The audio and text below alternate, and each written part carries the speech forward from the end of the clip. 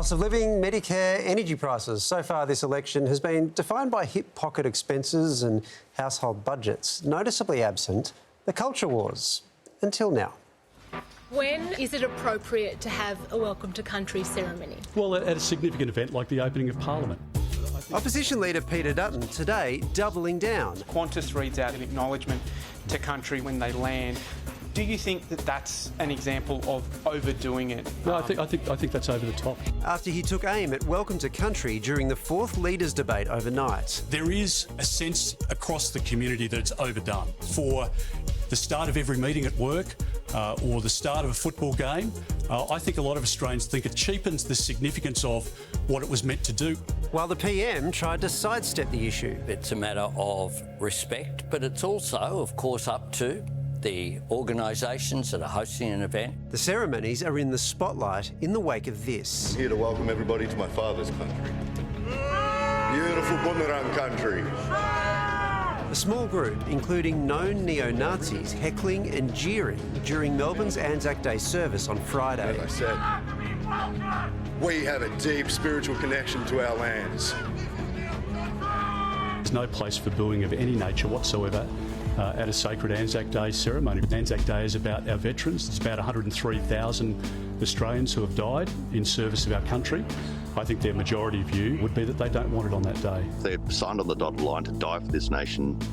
They don't believe they need to be welcome to it. They've absolutely proven their loyalty to this nation. I think veterans actually understand what it means to fight for a place and fight for country and actually understand what protocol and traditions mean. When a visitor arrives, you wouldn't expect them to just wander in. You would open the door, you would welcome them. Welcome to Country, delivered by traditional owners for more than 65,000 years to welcome visitors onto their ancestral lands. This afternoon, we are meeting on the lands of my ancestors. When you're welcome to somebody's country, you're welcome to their histories, to their family, to their story. It's much more than just saying, welcome to Brisbane. Over recent decades, the ceremony has entered the mainstream at gatherings large and small. I don't see it's any skin off anybody's nose to show that respect. I think people are starting to feel awkward at them.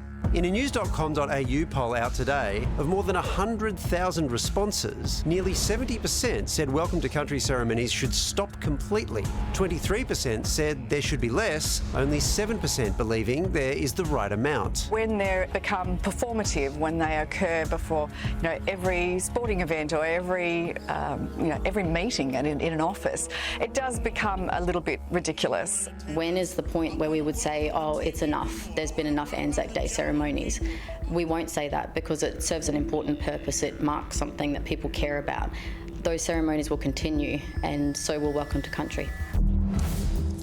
Dr. Richard Fejo is a Larrakia man from Darwin. He's with us now. Richard, clearly we are seeing some level of pushback on this. Why do you think that is?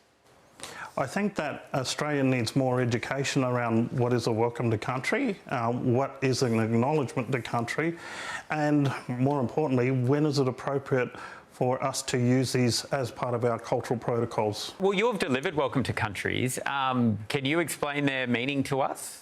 Just about 2 weeks ago, I was actually in Kakadu, and one of the old men that I met there said in the old days, if you went into someone else's country, you'd get speared if you didn't have permission. And when we look at the land map of Australia, the Indigenous map of Australia, and we have all the different tribal or language regions and groups, we didn't just cross into each other's lands. We actually needed to go to our borders and ask permission to go into their lands and their country and hunt or gather or exchange.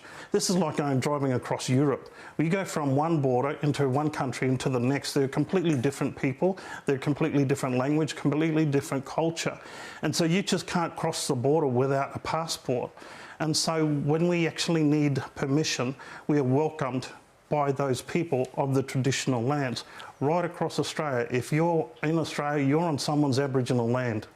Well, Richard, this is where the problem arose. At the Anzac Day ceremony in Melbourne on Anzac Day, the veterans there and subsequently have said they're not happy being welcomed to a country that many of them lost mates who died in war. So surely it's not appropriate to do it on Anzac Day anywhere. Well, I would say that there were also First Nations Anzacs as well. And that includes my grandfather and his brother, who not only fought at the bombing of Darwin, but also served in Singapore. So let's not forget that there is First Nations people that was there before the war on the lands. And let's not forget that the First Nations people also served as Anzacs. And so this division should not exist, because when we talk about Anzacs, the machine gun bullets didn't just rain on the Aboriginal people, and the bombs didn't just fall on the non-Aboriginal people. It fell on everyone. And so it took everyone to fight back. And that meant that they fought together, they died together, but they emerged victorious together. And this should be the spirit of Anzac. It should be inclusion, not exclusion. And I do credit all the Anzacs out there, and that's why we actually owe you our acknowledgement for your deeds. But that's the point. It's just about Anzacs. It's not about whether you're Indigenous or you're not Indigenous. I mean, Anzac Day's for Anzac. No, I actually disagree with that, because I think we can't forget that Australian and New Zealand and Aboriginal people and Torres Strait Islander people were all part of the Anzac identity. Richard, more broadly, I mean, the Welcome to Country is such a culturally significant moment, but, you know, there's also been a diverse range of opinions within the Indigenous community on how to handle them. We saw last year a community in northern Queensland ban Welcome to Country ceremonies because they say that they're being overused and commercialised. What are your thoughts on that? Do non-Aboriginal people present at keynote speakers free of charge? No, they don't. It's a business. When I do a Welcome to Country, I write a speech. I invest in that speech like a singer or a performer. And when I actually go up on stage, we put our hearts on the sleeves, because we are writing through our sincerity, through our ancestors of being on this land, through our footprint of being in the sand for tens and thousands of years. We are welcoming people to our ancestors' land. We are asking our ancestors to embrace visitors to our country. The word welcome itself, it's self-explanatory. So, you know, I think that people that are being divisive and, you know, trying to delegitimise Welcome to Country and cultural practices, they don't know enough about our cultural practices. And this is why I've been a cultural educator. This is why I've worked for 30 years across 40 remote communities, because I know the diversity of Aboriginal people. And I've dedicated my life to that Welcome to Country practice, because I want an inclusive community, not an exclusive community. And this is the Australia that we can be. We don't have to be separated. And this direction that we're going in is a great divide in what reconciliation should be. All right, Dr. Fejo, thank you so much for your time. Appreciate it. Anytime. Glad to be of assistance. Such a hot button issue. Pricey, is it all a distraction, or could this be the issue that swings the election? Won't swing one vote, I don't think. I mean, we're in the middle of a campaign, got 4 or 5 days to go. Peter Dutton, what he said off the back of Anzac Day and what some of his front benchers have said subsequently after that is no different to what they've been saying for years. But it's different when you put it front and centre in the conversation. I mean, there are a lot of things they've said over the past. But I hope you're not suggesting Peter Dutton's grabbed hold of this thinking I might be able to suddenly turn the election around the last few days. Well, I think he's saying this because he thinks it will appeal to a proportion of the electorate. He's saying it because he believes it. Yeah, there are a lot of things politicians believe. Doesn't mean they decide to put them front and centre in an election campaign. I don't know that I agree it won't sway a single vote. I think there's a particular cohort of votes that he could potentially grab, and that is the One Nation vote.